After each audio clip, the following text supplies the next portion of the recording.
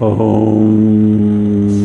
विश्वानदेवशवितुर्दुर्तानि परोषु यद्भद्रं तन्नयाशु। सर्वमङ्गलमङ्गल्ये शिवे सर्वार्थसाधिके शरण्ये त्र्यम्बके गौरी नारायणी नमोस्तुते। वर्णानाम् अर्थसङ्घानां रसानां छन्दसामपि मङ्गलानां च कर्तारो वन्दे वाणी विनायकौ। अतुलितबलधामं हेमशैलाभदेहं धनुजवनकृशानं ज्ञानिनामग्रगण्यं सकलगुणनिधानं वानराणामधीशं रघुपतिप्रियभक्तं वातजातं नमामि। यस्यांके च विभाति भूधरसुता देवापगा मस्तके भाले बालविधुर्गले च गरलं यस्योरशिव्यालराट् सोऽयं भूतविभूषणः सुरवरः सर्वाधिपः सर्वदा सर्वः सर्वगतः शिवः शशनिवः श्रीशङ्करः पातु माम्। शान्ताकारं भुजगशयनं पद्मनाभं सुरेशं विश्वाधारं गगनसदृशं मेघवर्णं शुभांगं लक्ष्मीकान्तं कमलनयनं योगभिर्ध्यानगम्यं वन्दे विष्णुं भवभयहरं सर्वलोकैकनाथं।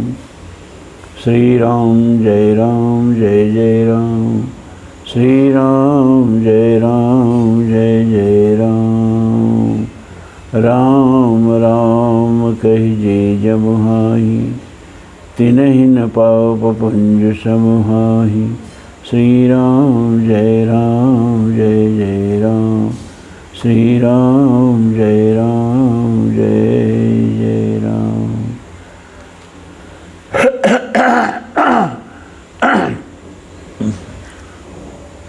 धर्म प्राण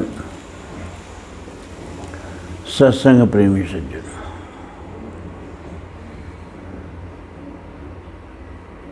कल मैंने बताया था आपसे बातचीत करते समय कि हम लोगों पर ईश्वर का ऋण है। कौन सा ऋण है? ये मनुष्य शरीर प्रदान करने का ऋण है। अब इससे अनमोल रत्न परमात्मा किसी भी प्राणी को, जीव को दे नहीं सकता। कल्पना करें आप मनुष्येतर किसी प्राणी में होते, बैल होते, भैंस होते, सूकर होते, कीट पतंग होते। कल्पना करें कितना सौभाग्य है कि आप मनुष्य योनि में हैं। तो ये परमात्मा का जीव पर ऋण है। ऐसे ऋण को चुकाना है। कैसे चुकाना है, क्या करना है? अरे साफ साफ कहा शास्त्रों में कि चेद वेदी दत्त सत्यमस्ति न चेदिया वेदी न महती विनश्चेर। कुछ नहीं करना है भैया, आपको एक कदम चलना भी नहीं है, कहीं चल के पहुंचना भी नहीं है, बस अपने को जान लेना है। अपने को जानने में कौन से साधन की जरूरत है?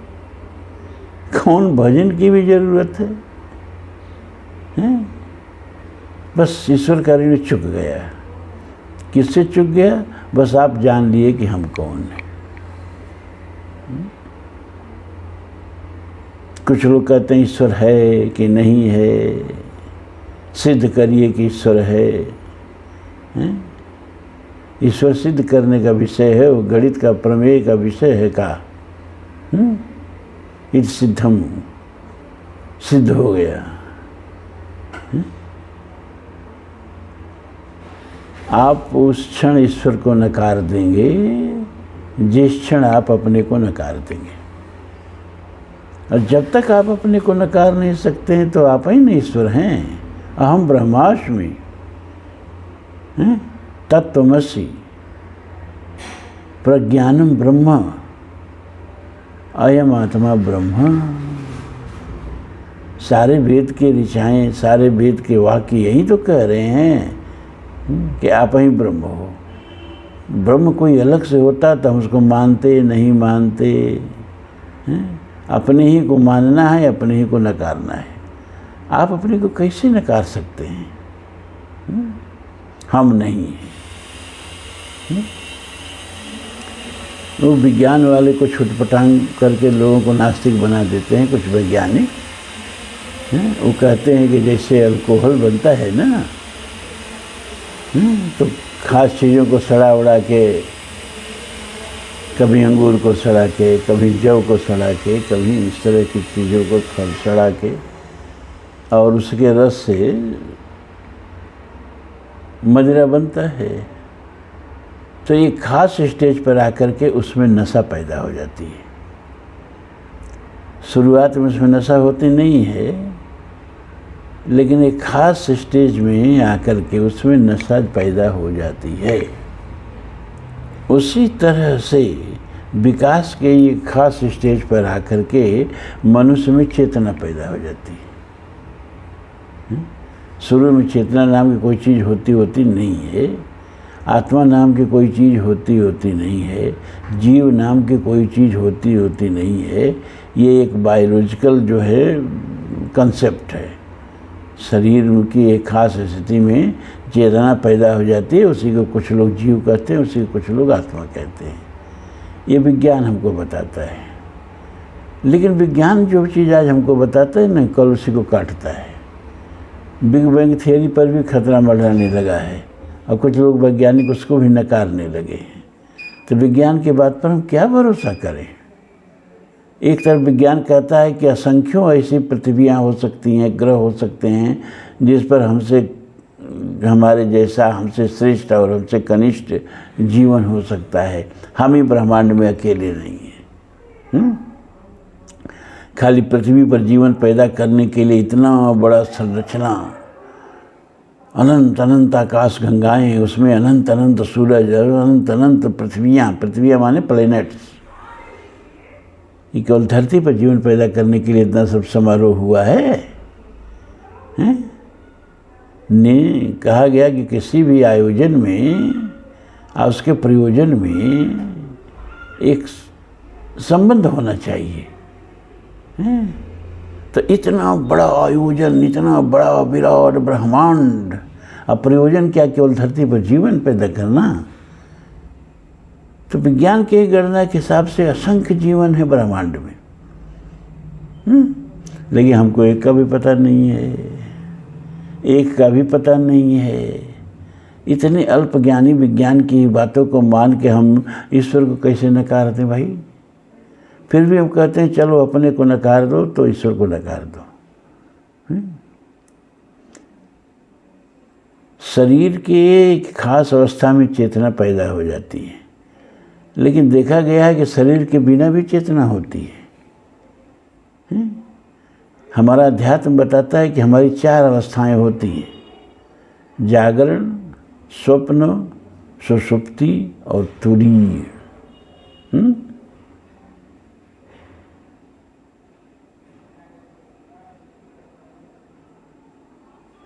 ये 4 अवस्थाएं होती हैं। जागरण से हमारा खूब परिचय है,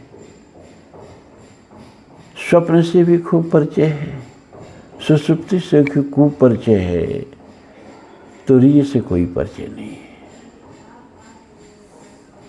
इसी तुरीय तक पहुंच जाना इस मानव जीवन का उद्देश्य है। इसी तुरीय अवस्था में स्थित हो जाना मानव जीवन का उद्देश्य है। वही हमारी सहजा अवस्था है। कबीर ने कहा, संतों सहज समाध भली, जादिन ते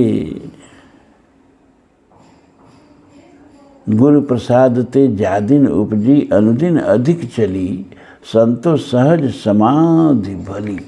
ये सहज समाधि क्या है? उस अवस्था को प्राप्त कर लेना जिस अवस्था में हम अनंत काल तक रहें और क्षय को प्राप्त न हो, क्षरण को प्राप्त न हो, थकान को प्राप्त न हो। थकान जब भी होगी क्षरण होगा, इतना जान लीजिए। अब आप कोई ऐसी अवस्था बता सकते हैं जिसमें आप थकते न हो?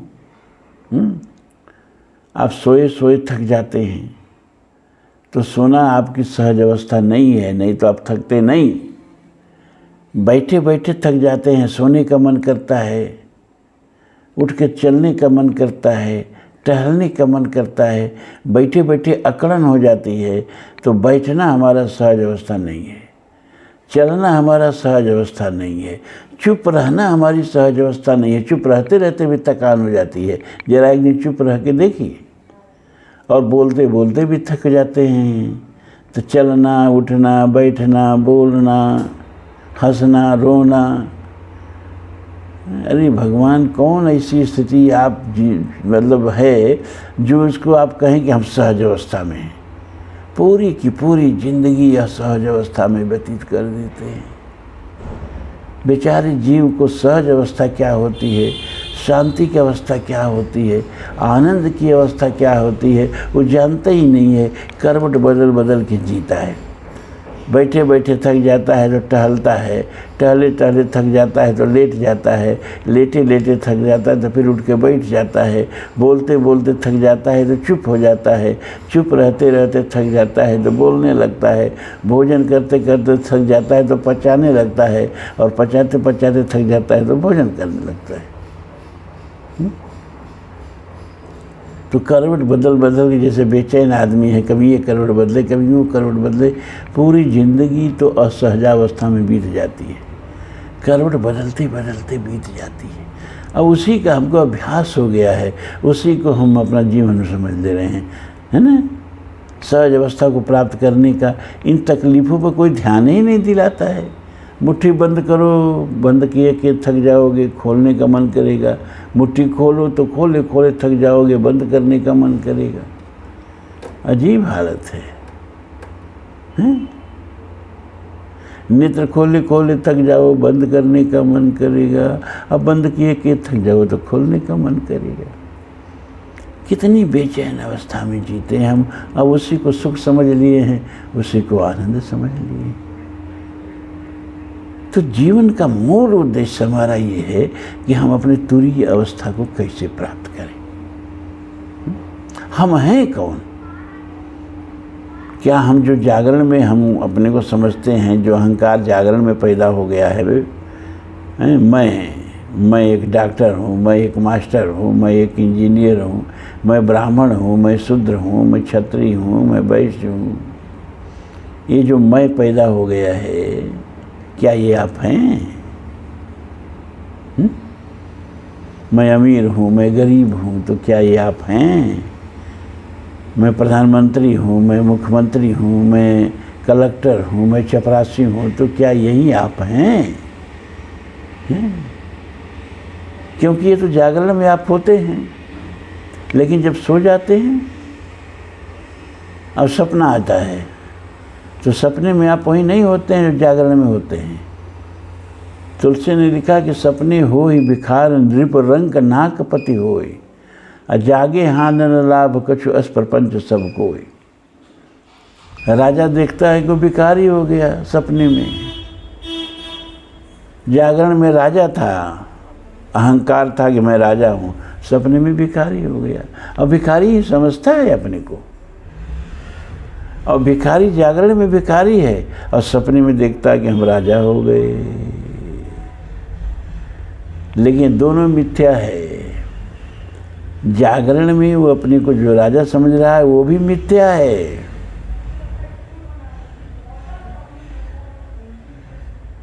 जनक ने अष्टावक्र से पूछा कि हमने सपने में जो देखा वो सच है कि जागरण में जो देख रहा हूँ वो सच है? तो अष्टावक्र ने कहा क्या कि जो तुम जागरण में देख रहे हो ये भी झूठ है, और जो तुम सपने में देखा वो भी झूठ है, दोनों झूठ है। तो जागरण का मैं भी झूठ है। क्यों? क्योंकि जो सदा न रहे, वो कभी आवे कभी जाए, वो चीज़ सत्य नहीं होती है, वो भ्रम होती है, वो मिथ्या होती है। गीता में यही तो कहा, ना सतो विद्यते भावो ना भावो विद्यते सत।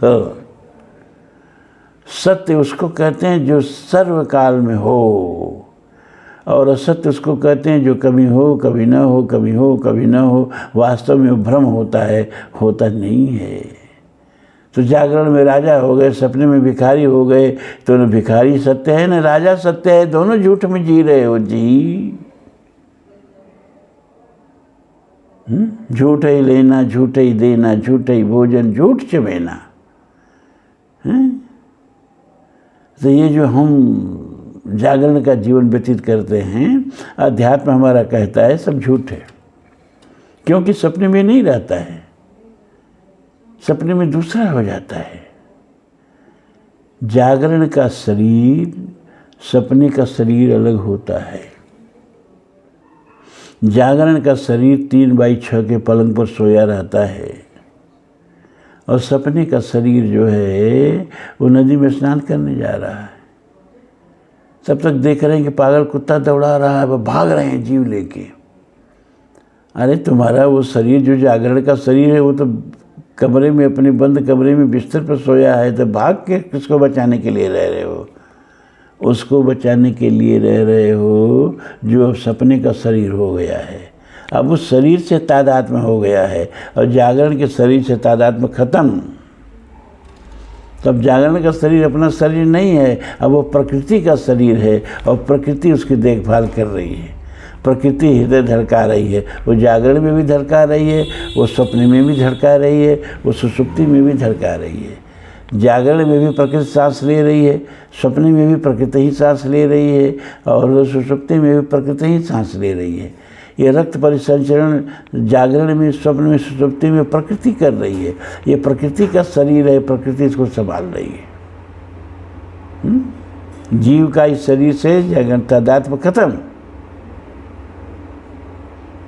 अब वो एक दूसरा शरीर गढ़ लिया है, और उस शरीर से राग उत्पन्न हो गया, उस शरीर से तादात्म्य उत्पन्न हो गया। अब पागल कुत्ता सपने में दौड़ा रहा है, अब बचा के भाग रहे हैं जान। उस शरीर को बचाने के लिए जो जागरण का है ये नहीं है, उस सपने का है, और जागरण के शरीर की कोई चिंता ही नहीं।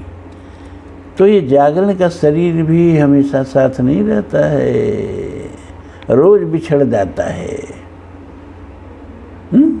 फिर भी हम होते हैं, नया शरीर गढ़ लेते हैं, और उस नए शरीर से तादात्म्य कर लेते हैं, और उस शरीर का सुख दुख अपना सुख दुख हो जाता है, इस शरीर से व्यतिरेक हो जाता है।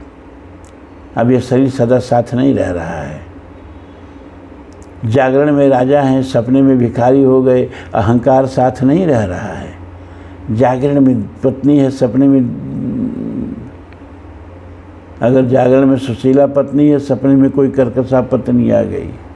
ये जागरण की पत्नी सपने में नहीं, सपने की पत्नी जागरण में नहीं, जागरण के रिश्तेदार सपने में नहीं, सपने के रिश्तेदार जागरण में नहीं, जागरण के शत्रु मित्र सपने में नहीं, और सपने के शत्रु मित्र जागरण में नहीं। बात समझ में आ रही है? कितना व्यतिरेक हो गया। जागरण का सब कुछ जागरण में छूट गया, सपने में कुछ नया हो गया, नया मिल गया। तो जो जागरण का बिछड़ गया वो झूठ हो गया कि नहीं? और सपने में जो मिल गया वो सत्य लग रहा है कि नहीं? अब हम फिर जग गए, सपने का सपने में बिछड़ गया तो झूठ हो गया कि नहीं? और फिर जागरण सत्य लगने लगा कि नहीं? तो कभी जागरण सत्य लगता है, कभी सपना सत्य लगता है, कभी जागरण झूठ लगता है, कभी सपना झूठ लगता है। तो आप जागरण में भी झूठे में जी रहे हो, और सपने में भी झूठ में ही जी रहे हो। इस बात को समझिए पहले, तब जीवन समझ में आएगा, तब जीवन की बारीकियां समझ में आएगी। अब आए सुषुप्ति में, तो जागरण का सब कुछ और सुषुप्ति का सब कुछ, क्षमा करें, सपने का सब कुछ, सुषुप्ति में कुछ नहीं, सब कुछ खत्म।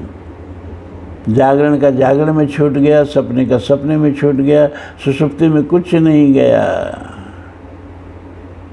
लेकिन ऐसा भी नहीं है कि सुषुप्ति शून्य है, कुछ गया ही नहीं। क्यों? क्योंकि हम जब जगते हैं तो कहते हैं आज बड़ी मीठी नींद आई। उस मीठी नींद का स्वाद लेने के लिए कोई गया जो न जागरण के कीचड़ से लिपटा है, न सपने के कीचड़ से लिपटा है, दोनों के कीचड़ से मुक्त होकर के सुषुप्ति का स्वाद ले रहा है। बात समझिए। फिर सुषुप्ति से आ गया जागरण में, तो सुषुप्ति की भी अवस्था हमेशा नहीं रही, सपने की भी अवस्था हमेशा नहीं रही, जागरण की भी अवस्था हमेशा नहीं रही। और जो चीज़ हमेशा न रहे वो झूठ है। भगवान ने गीता में कहा, ना सतो विद्यते भावो ना भावो विद्यते सत। सत वो है जिसका कभी अभाव ना हो। झूठ वो है जो कभी आ जाए कभी चले जाए, कभी आ जाए कभी चला जाए। जागरण का जागरण में है, सपने में गायब, सपने का सपने में है, जागरण में गायब, जागरण और सपना दोनों सुषुप्ति में गायब। अरे तीनों अवस्थाएं झूठी हैं और झूठ में ही पूरा जीवन बीत गया। झूठ ही लेना, झूठ ही देना, झूठ ही भोजन, झूठ चबेना, तुलसी ने लिखा। सत्य में कैसे प्रवेश करें? सत्य क्या है? अरे सत्य वो है जिसका जागरण में भी व्यतिरेक न हो। व्यतिरेक माने अभाव न हो, स्वप्न में भी अभाव न हो और सुषुप्ति में भी अभाव न हो। जागरण के प्रपंच का सुषुप्ति स्वप्न में अभाव, स्वप्न की प्रपंच का जागरण में अभाव और जागरण और स्वप्न दोनों के प्रपंच का सुषुप्ति में अभाव। लेकिन एक है क्या जो तीनों में बराबर है, तीनों में उसका भाव है, तीनों में अनुमति है जिसकी, तीनों में व्यतिरेक नहीं है। कोई ऐसा है क्या? अगर है तो वही सत्य है और उसी अवस्था में हमेशा रहना, सत्य अवस्था में रहना है, वही सहजावस्था है। उस अवस्था में अनंत काल तक रहेंगे और थकेंगे नहीं, क्षय नहीं होगा, क्षरण नहीं होगा, मृत्यु नहीं होगी, जन्म नहीं होगा। वो अवस्था क्या है? वो क्या तत्व है? उसी तत्व को तो जानना, यही तो सत्संग का उद्देश्य है, यही तो जीवन का उद्देश्य है।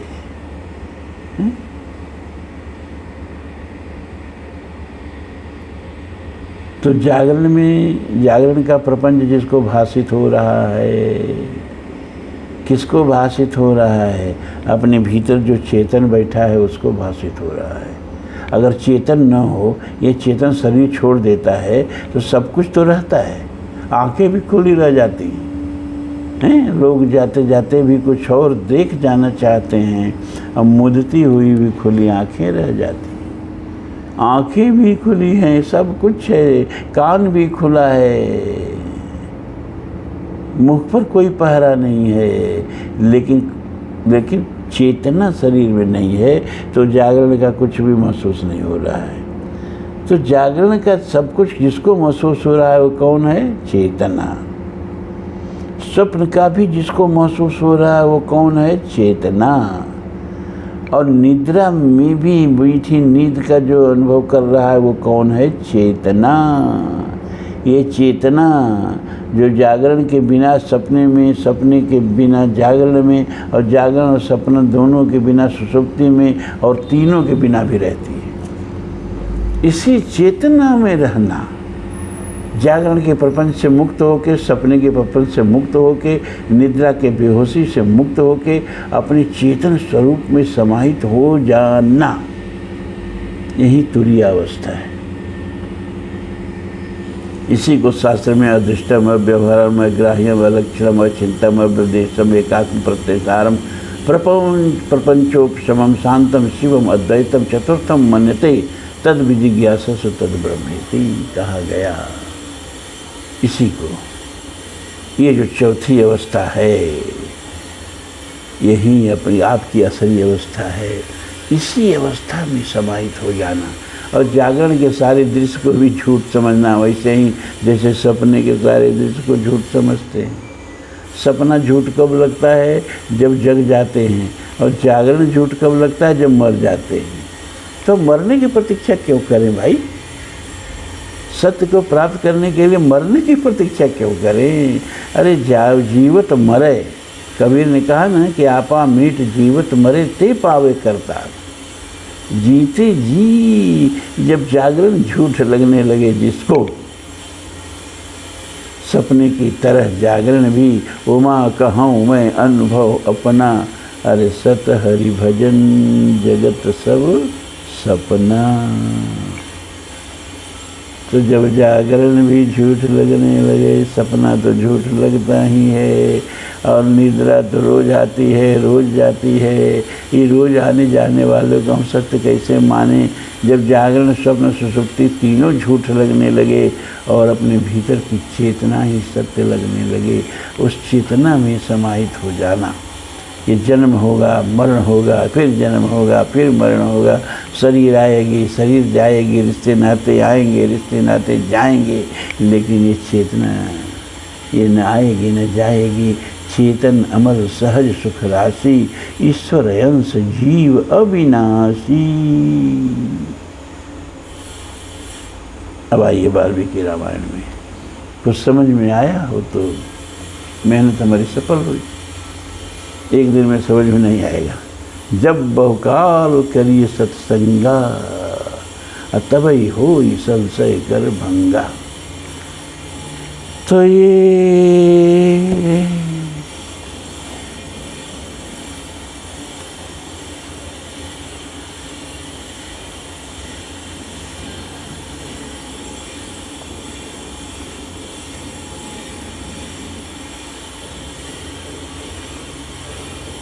कल 45वां सर्ग हो गया था बालखंड का, आज 46वां सर्ग देखिए। कहाँ गड़बड़ हो रहा है।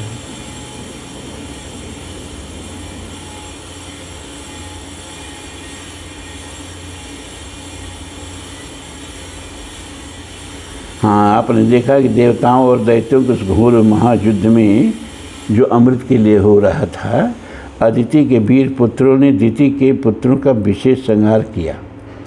दैत्यों का वध करने के पश्चात त्रिलोकी का राज्य पाकर देवराज इंद्र बड़े प्रसन्न हुए और ऋषियों तथा चारणों सहित समस्त लोगों पर शासन करने लगे। 45वां सर्ग का अंत ही हुआ था। अब वहाँ से 46वां सर्ग शुरू हो रहा है। हतेषु तेषु पुत्रेषु द्वितीय परम दुःखता, मारीचम कश्यपम नामम भर्तारम बब्रीत। अपने उन पुत्रों के मारे जाने पर दिति को बड़ा दुख हुआ। वे अपने पति मरीचि नंदन कश्यप के पास जाकर बोली, हतपुत्रास्मि भगवंस्तव पुत्रेर महाबलेह शक्रहंतारमिच्छामि पुत्रम दीर्घतपोर्जितम। भगवान, आपके महाबली पुत्र देवताओं ने मेरे पुत्र को मार डाला, अतः मैं दीर्घ काल की तपस्या से उपार्जित एक ऐसा पुत्र चाहती हूँ जो इंद्र का वध करने में समर्थ हो। साहम तपश्चर्यास्यामि गर्भम में दातुमर्हसि, ईश्वरम शक्रहंतारम त्वमनुज्ञातुमर्हसि। मैं तपस्या करूँगी, आप इसके लिए मुझे आज्ञा दें और मेरे गर्भ में ऐसा पुत्र प्रदान करें जो सब कुछ करने में समर्थ तथा इंद्र का वध करने वाला हो। तस्यास्तद्वचनं श्रुत्वा मारीचः कश्यपस्तदा प्रत्युवाच महातेजा दितिः परम दुखिताम। उसकी यह बात सुनकर महातेजस्वी मरीच नंदन कश्यप ने उस परम दुखनी दिति को इस प्रकार उत्तर दिया।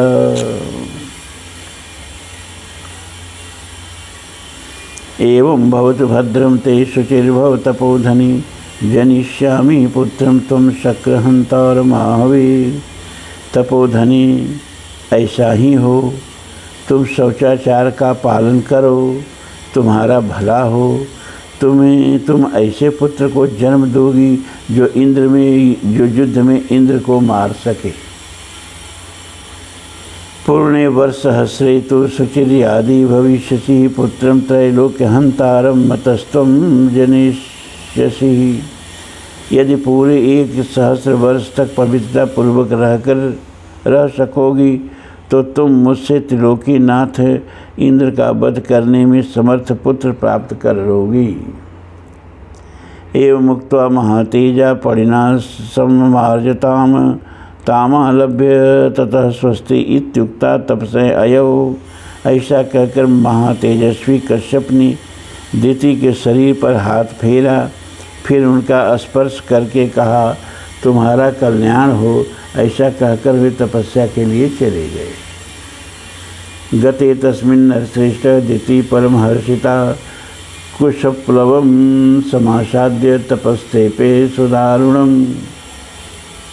नरश्रेष्ठ उनके चले जाने पर दिति अत्यंत हर्ष और उत्साह में भरकर कुशप्लव नामक तपोवन में आई और अत्यंत कठोर तपस्या करने लगी। तपस्तस्यां ही कुर्वत्यां परिचर्यां चकारः सहस्राक्षो नरश्रेष्ठ परया गुण संपदा। पुरुष प्रवर श्री राम दिति के तपस्या करते समय सहस्रलोचन इंद्र विनय आदि उत्तम गुण संपत्ति से युक्त हो उनकी सेवा टहल करने लगे। अग्निकुशान् काष्ठमप फलं मूलं तथैव च नवेदयत् सहस्राक्षो यच्चान्यद्यपि कांक्षितम्। सहस्राक्ष इंद्र अपनी मौसी दिति के लिए अग्नि, कुशा, काष्ठ, जल, फल, मूल तथा अन्यान अभिलषित वस्तुओं को लाला कर देते थे। गात्र संवाहनैश्चैव श्रमापनयनस्तथा शक्रः सर्वेषु कालेषु दितिं परिचचारः। इंद्र मौसी के शारीरिक सेवाएं करते, उनके पैर दबाकर उनकी थकावट मिटाते तथा ऐसे ही अन्य आवश्यक सेवाओं द्वारा वे हर समय दिति की परिचर्या करते थे। पूर्णे वर्ष सहस्रेशा दशोने रघुनंदन द्वितीय परम सनिष्ठा सहस्राक्षम तथा ब्रवीत। रघुनंदन जब सहस्र वर्ष पूर्ण होने में कुल 10 वर्ष बाकी रह गए तब एक दिन दिति ने अत्यंत हर्ष में भरकर सहस्रलोचन इंद्र से कहा, तपश्चर्यन्त्या वर्षाणि 10 वीर्यवतांबर अवशिष्टानि भद्रम ते भ्रातरम द्रक्षसे ततः। बलवानों में श्रेष्ठ वीर, अब मेरी तपस्या केवल 10 वर्ष और शेष रह गए हैं। तुम्हारा भला हो, 10 वर्ष बाद तुम अपने होने वाले भाई को देख सकोगे। यमहं त्वकृते पुत्र तमाध्यासे जयोत्सखम त्रैलोक्य विजयम पुत्र स भोक्ष्यसि विज्वरः। बेटा, मैंने तुम्हारे विनाश के लिए जिस पुत्र की याचना की थी, वह जब तुम्हें जीतने के लिए उत्सुक होगा उस समय मैं उसे शांत कर दूंगी। तुम्हारे प्रति उसे बैर भाव से रहित तथा भातृ स्नेह से युक्त बना दूंगी। फिर तुम उसके साथ रहकर उसी के द्वारा की हुई त्रिभुवन विजय का सुख निश्चिंत होकर भोगना। याचितेन सुरश्रेष्ठ पित्रा तव महात्मना बरो सहस्रांते मम दत्त सुतम प्रति। सुरश्रेष्ठ, मेरी प्रार्थना करने पर तुम्हारे महात्मा पिता ने 1000 वर्ष के बाद पुत्र होने का मुझे वर दिया है। इत्युक्त्वा च दितिस्तत्र प्राप्ते मध्यदिनेश्वरे निद्रया परहिता देवी पादौ कृत्वार्थ शीर्षतः। ऐसा कहकर दिति नींद से अचेत हो गई। उस समय सूर्यदेव आकाश के मध्य भाग में आ गए थे। दोपहर का समय हो गया था। देवी दिति आसन पर बैठी बैठी झपकी लेने लगी। सिर झुक गया और केश पैरों से जा लगे। इस प्रकार निद्रावस्था में उन्होंने पैरों को सिर से लगा लिया। दृष्ट्वा ताम शुचिम शक्र पादयो कृत मूर्धजाम शिरस्थाने कृतो पादो जहास च मुमोद च। उन्होंने अपने केशों को पैरों पर डाल रखा था। सिर को टिकाने के लिए दोनों पैरों को ही आधार बना लिया था। यह देख दिति को अपवित्र हुई जान इंद्र हंसे और बड़े प्रसन्न हुए।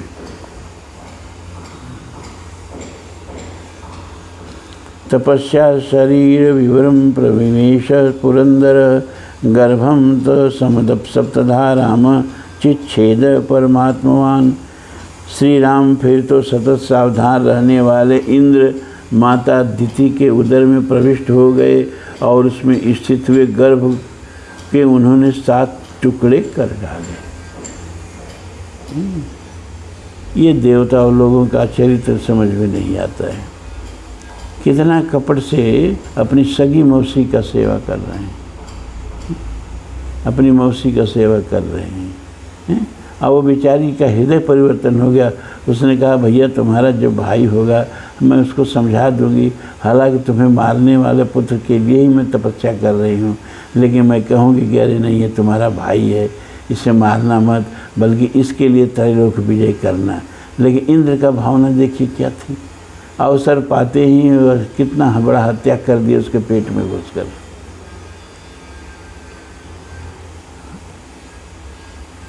भिद्यमानस्त, तो इसीलिए तुलसी ने इंद्र का ये एक पद नहीं छोड़ा। ये देवताओं को भिगो भिगो के मारा है मानस में। आए देव सदा स्वार्थी, बचन कहीं जन परमार्थी, ऊंच निवास नीच करतूती। देवताओं का ऊंच निवास नीच करतूती, देख न सकें पराई विभूति। और इंद्र को कहा ये तो कुत्ता है, ये जब किसी का वैभव देखता है, श्री देखता है या सुंदर पत्नी देखता है, तो जैसे कुत्ते की जीभ से हमेशा लार टपकती है ना, ऐसे इसकी लार टपकने लगती है। और ये बात किसी से कहवाया? भगवान श्री राम से कहवाया। भगवान राम कह रहे हैं। वो लग रहा है चौपाई उठेगी नहीं कि अस हृदय कह कृपा निधानु, सरिस स्वान मघवान जुबानु, हंस ही कह अस कृपा निधानु। भगवान कह रहे हैं कि सरिस स्वान, कुत्ता की तरह ये इंद्र का जवान जीव है, हमेशा लार टपकाता रहता है। तुलसी को इस बर्दाश्त नहीं। देवता भी अधर्म पर चलें, कपट पर चलें, तो तुलसी को बर्दाश्त नहीं, और देवताओं को भी जूता भिगो के मारने में तुलसी को परहेज नहीं। 7 टुकड़े कर दिए उसके गर्भ के।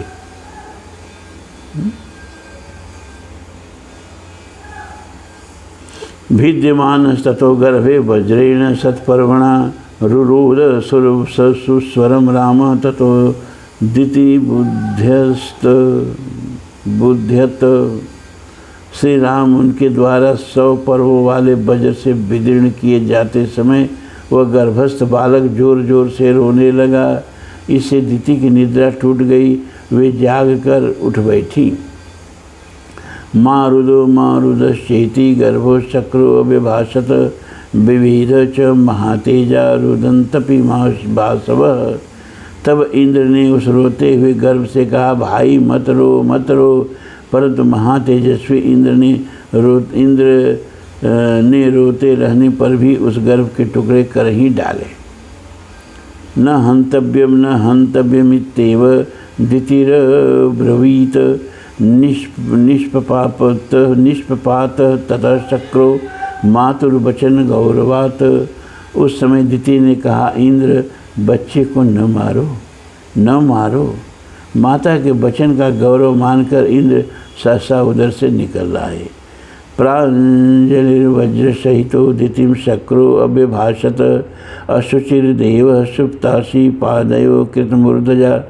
तदंतरमहं लब्ध्वा शक्रहंतारमाहवे, अभिन्दं सप्तधा देवी तन्मे त्वं क्षन्तुमर्हसि। फिर वज्र सहित इंद्र ने हाथ जोड़कर दिति से कहा, देवी तुम्हारे सिर के बाल पैरों से लगे थे, इस प्रकार तुम अपवित्र अवस्था में सोई थी। यही छिद्र पाकर मैंने इस इंद्र हंता बालक के 7 टुकड़े कर डाले हैं। इसलिए माँ, तुम मेरे इस अपराध को क्षमा करो। इत्यार्थे श्रीमद् रामायणे वाल्मीकि आदिकाव्ये बालकांडे खष्टचत्वारिंश सर्ग 46वां सर्ग समाप्त हुआ। और आज इतना ही।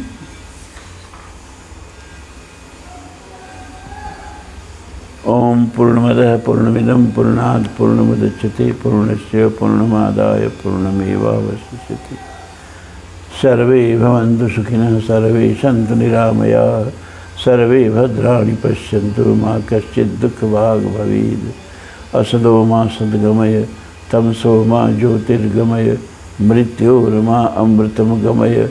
ओम शांति शांति शांति। धर्म की जय हो, अधर्म का नाश हो, प्राणियों में सद्भावना हो, विश्व का कल्याण हो। हर हर महादेव।